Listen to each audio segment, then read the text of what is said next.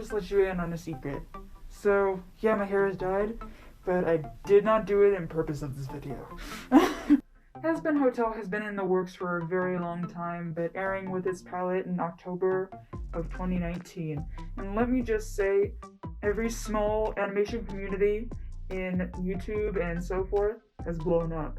Hazbin Hotel has started by itself with its own production company known as Spindle Horse, which is led by Busy Pop, a YouTuber in the small parts of the animation niche or field. But Busy Pop has never posted much. She posted probably more on DeviantArt and things like that, but on YouTube she would post little animation reels, I think when she was in animation school and things like that, and some headcanons for her own characters, such as ones that are in Hazbin Hotel. Now let me just say, Hazbin Hotel is definitely a step in the right direction when it comes to YouTube.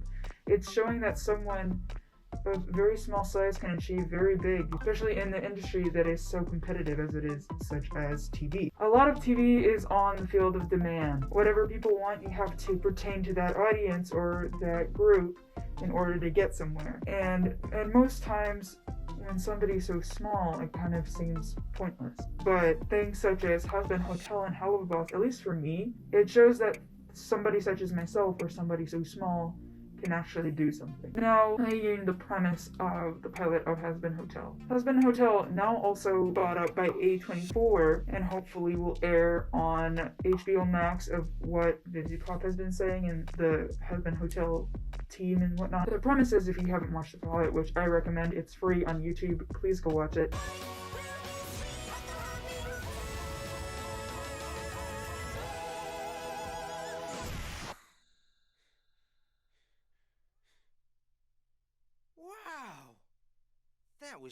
It follows Charlie, the princess of hell under Lucifer, trying to start a program called the Happy Hotel, trying to rehabilitate and reform sinners in order to go to heaven, in order to find another way to deal with the population that is overwhelming in hell.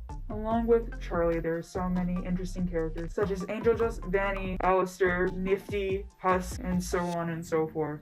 Along with Hazbin Hotel, there's the sub-series known as Helluva, and let me just say that is also a right to take, as it is free and on YouTube, and I believe they just finished their first season and is coming up with the first episode of season 2 coming up soon. But they've been giving teasers and whatnot of how things are going, definitely on their Twitter. What I really love about this series, though, along as I already said, started out so small, but it just shows promise for smaller creators, and also the intent that Busy wants to take with her team.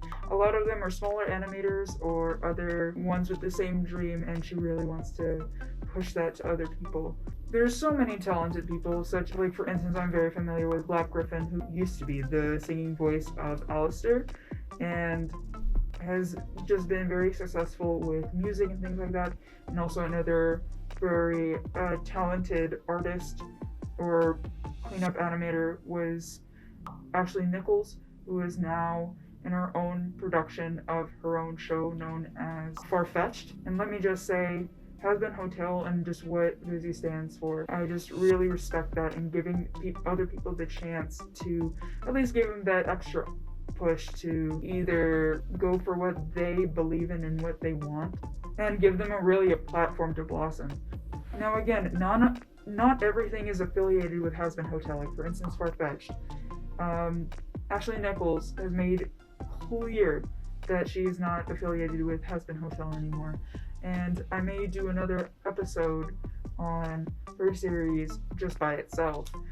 But if you are interested, again, please comment below or go to my Instagram at Mystery Kitten Channel and comment there. But as I was saying, so much talent, such as her on top of her co-writer Dave Capdeville. For Helluva Boss, she also has a co-writer of Brandon Rogers, who has his own series and shows and things like that. But also, with these shows, I will give you fair warning, this is not for kids. Like, this is an adult show, definitely with its own nasty joke, but also the representation of the shows that I really like. Like, for instance, there's a lot of queer representation, different ethnic background representation, and it really just gives light to many different groups you don't usually see in shows. Or at least they're becoming more popular nowadays, which is, I believe, really good. In light of the show, as I mentioned previously, A24 has finally picked it up, and now there's more production past the pilot of Hazbin Hotel, unlike Helluva Boss, which is again funded specifically with Vivzy Pop directly, while A24 as a production company took over. In light of this, there was a lot of, I wouldn't say controversy is the right word, but definitely some heat within the community, as a lot of people were dropped. Now with animation and things like that, it's understandable that there is some sadness when it comes to voice actors as we become attached to them. And also, again, previously, like I mentioned, Ashley Nichols, when she was working on Hazbin, she would do streams with the actors, and you got to know them a little bit more as people instead of just the characters. And some people just get attached to them and try to support them when it comes to production, when it comes to things. A lot of changes come from the pilot, and despite the uproar, I'm sure Vivzy has a good idea of where this is going, and it hopefully stays true to what she is doing. The actors have spoken out about their change in roles, and honestly, they take it with a good heart and they move forward. I hope it just doesn't change people's minds in case of there's a few changes, as that's just what happens in what people quote unquote showbiz. But even with all the changes, at least there was some movement, as for a long time there was a lot of silence. And a lot of, most recently, there has been some redesigns of the characters and what is more fitting towards this narrative that Vivzy Pop wants to create. Now, thus far as I am filming this, there is only two, which is Charlie and Alistair.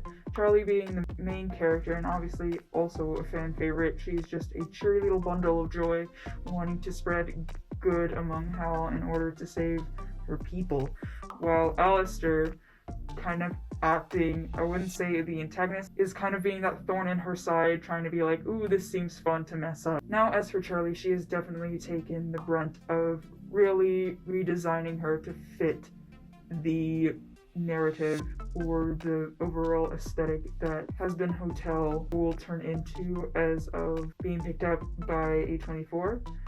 And then also, as she seems older and newer and definitely looking completely different from the pilot. While Alistair is definitely pretty much the same, other than like a lighter lapel, which is a part of his suit. But other than that, those are just what is released right now. And Hazbin Hotel is yet to release any movement on the acting or what's going to go on with the new characters. But other than that, people are just still waiting for the other two, at least other main characters for sure, which is Vaggie and Angel Dust. As long as I imagine the other ones are going to be in line because they're not necessarily main characters. And I mean, Alistair, at least Vivzy Pop has said in the past, is not necessarily a main character.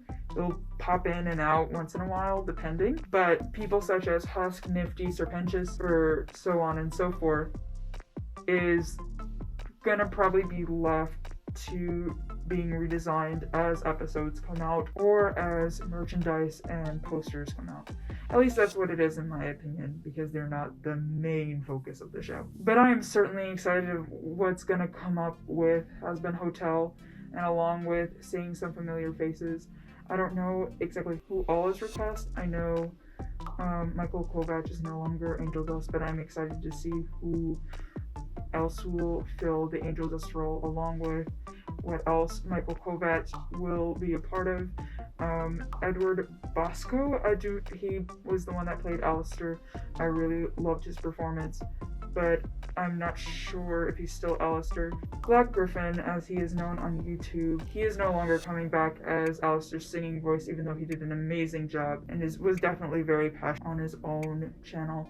But I wonder who's going to fill his role, and hopefully Black Gryphon can find some luck in his other works, and I'm very excited for him. Along with, again, other actors and things like that. Again, a lot of this hype is just thanks to the cast and people that are working on the show being just so passionate and wanting to interact with the fan base and for others that are interested in the show, which is super, super nice, and just goes along with the fact that because of just the passion that's behind the show, and you know, you don't need to be already a millionaire to have something successful. As long as you're just passionate and hardworking, you and those that are involved in your project will benefit from it. And I really respect Hazbin Hotel again for that. In case you have any more thoughts on Hazbin Hotel or any more news, please leave it down in the comments for everybody to see, or reach out to my Instagram in the description and I'll make a Hazbin Hotel post. And again, share your theories. Where did all these demons come from? What were their past? Like, putting it in perspective, like for instance, I'll throw out Alistair. Alistair is a time in the 1930s. That's when he was supposedly living in. If you liked this video, please leave a like and comment down below what you thought. Please hit the subscribe button if you want more from me, and the notification bell.